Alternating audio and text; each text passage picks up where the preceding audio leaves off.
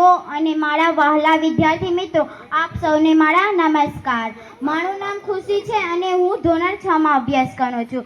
આજે કન્યા કેળવણી મહોત્સવ શાળા પ્રવેશોત્સવ 2026 અને 27ના આ શુભ પ્રસંગે મને સ્વાસ્થ્ય પર્યાવરણ વિશે કંઈક કહેવાનો મોકો મળ્યો છે, તેનો મને ખૂબ આનંદ છે.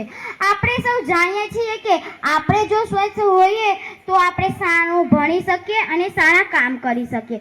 અને સ્વસ્થ રહેવા માટે આપણે આસપાસનું પર્યાવરણ પણ સ્વચ્છ અને ચોખ્ખું રહેવું જોઈએ. આપણે આસપાસનું પર્યાવરણ એટલે કે આપણી આસપાસની હવા, પાણી, વૃક્ષો, જમીન અને બધા જીવજંતુઓ. આજકાલ આપણે જોઈએ છીએ કે આપણી આસપાસ ઘણી ગંદકી છે. વાહનોનો ધુમાડો, કારખાનામાંથી નીકળતો કચરો અને પ્લાસ્ટિકનો વધુ ઉપયોગ, આ બધું આપણા શરીરને નુકસાન પહોંચાડે છે. આના કારણે આપણને શ્વાસ લેવામાં તકલીફ થાય છે, પાણી ગંદુ થાય છે અને ઘણી બધી બીમારીઓ પણ આવે છે. આપણે આપણા પર્યાવરણને સારું રાખવા માટે શું કરી શકીએ?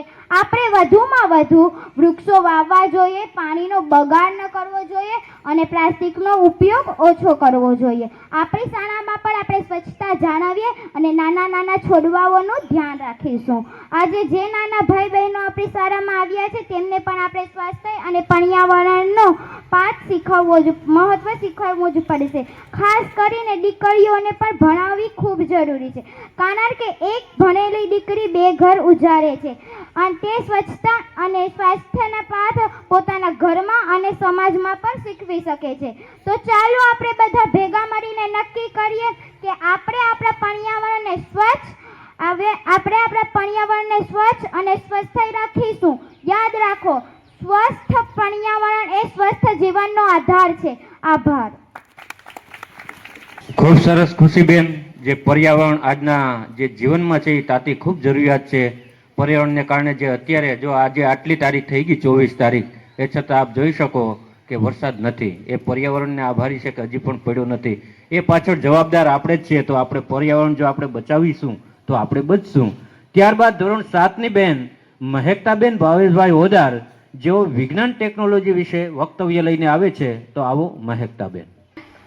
આદરણીય મહેમાન, ગુરુજનો, વડીલો અને મારા વાલીઓ અને મારા વહાલા વિદ્યાર્થી મિત્રો, મારું નામ મહેકતા છે. હું ધોરણ 7માં અભ્યાસ કરું છું. આજે કન્યા કેળવણી મહોત્સવ અને શાળા પ્રવેશ ઉત્સવ 2026થી 27ના શુભ પ્રસંગે મને કંઈક કહેવાનો મોકો મળ્યો છે, તેથી હું ખૂબ જ ખુશ છું. આપણે જાણીએ છીએ કે વિજ્ઞાન અને ટેકનોલોજી અસર જોઈ શકીએ છીએ. સવારે ઉઠીએ ત્યાંથી રાત્રે સૂઈએ ત્યાં સુધી આપણે તેનો ઉપયોગ કરીએ છીએ. આપણો મોબાઈલ, ટીવી, કમ્પ્યુટર, ઇન્ટરનેટ, આ બધું વિજ્ઞાન અને ટેકનોલોજીથી જ દેન છે. પહેલાંના સમયમાં લોકો એકબીજા સાથે વાત કરવા માટે પત્રો લખતા અને તેમાં ઘણો દિવસ લાગી જતા, અને હવે તો વોટ્સઅપ કે વિડીયો કોલ દ્વારા દુનિયાના કોઈ પણ ખૂણે બેસીને વાત કરી શકીએ છીએ.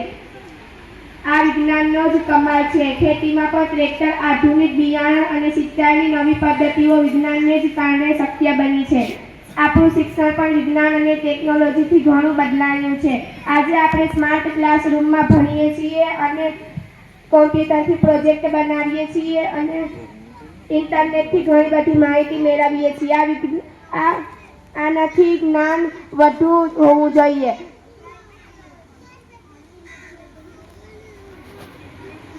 આનાથી આપણું જ્ઞાન વધે છે અને આપણું શીખવું વધુ રસપ્રદ બને છે. આજે જે નવી દીકરીઓ આપણી શાળામાં આવી રહી છે તેમને પણ વિજ્ઞાન અને ટેકનોલોજીનું જ્ઞાન આપવું ખૂબ જ જરૂરી છે. અને જો તેઓ વિજ્ઞાન અને ટેકનોલોજીને સમજશે તો ભવિષ્યમાં ઘણી પ્રગતિ કરશે, સંશોધન કરશે અને નવા ઉપકરણો બનાવી શકશે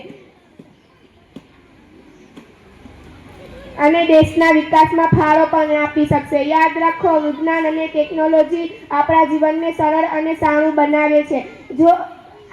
ચાલો આપણે પણ તેનો